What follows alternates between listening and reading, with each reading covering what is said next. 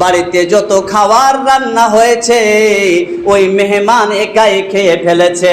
এমন হিংসা করে খেয়েছে যেন নবী আজকে না খেয়ে থাকে, পেটে কিছু যেন না ঢুকে, খাবার জন্য বাড়িতে কিছু না থাকে।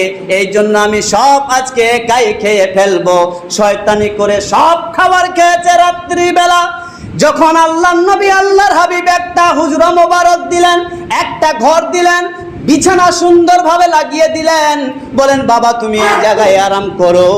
রাত্রের মধ্যে খুব হয়ে গেছে পেটের যন্ত্রণা, বিছানার মধ্যে চালু করে দিয়েছে পায়খানা। আল্লাহু আকবার। বিছানার মধ্যে যখন পায়খানা চালু করেছে, ওই মনে মনে ভাবতেছে সকাল হলে বুঝি আমাকে ছাড়বে না, মারধর করবে নাকি।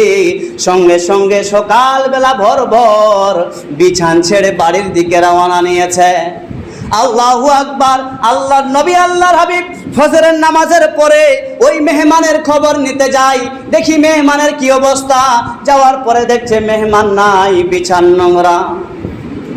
আল্লাহর নবী নবী রাহমাতাল লিল আলামিন ওই সমস্ত বিছানকে গুটিয়ে নিজের দুই হাত দিয়ে সাফ করতে আরম্ভ করলেন, পরিষ্কার করছেন। দেখেন নবীর আহারে নবীর আখলাক দেখেন। নিজের দুই হাত দিয়ে মস্ত মোবারক দিয়ে পরিষ্কার করতেছেন। সাহাবীরা উপস্থিত হলেন। তার মধ্যে রাগী সাহাবী ছিল হযরত ওমর ফারুক। বলেন ইয়া রাসূলুল্লাহ, আপনি যদি হুকুম দেন তাহলে ওকে আমি ধরে কতল করব। আল্লাহর নবী বলতেছেন না না, সে আমার মেহমান ছিল, আমার বাড়িতে ছিল, মেহমানকে এইভাবে কথাবার্তা বলতে হয় না। আর ওই ব্যক্তিটা বাড়িতে একটা তলোয়ার ভুলে চলে গেছে, দামি তলোয়ার। তো আবার ওয়াপাস আসছে তলোয়ার নেওয়ার জন্য।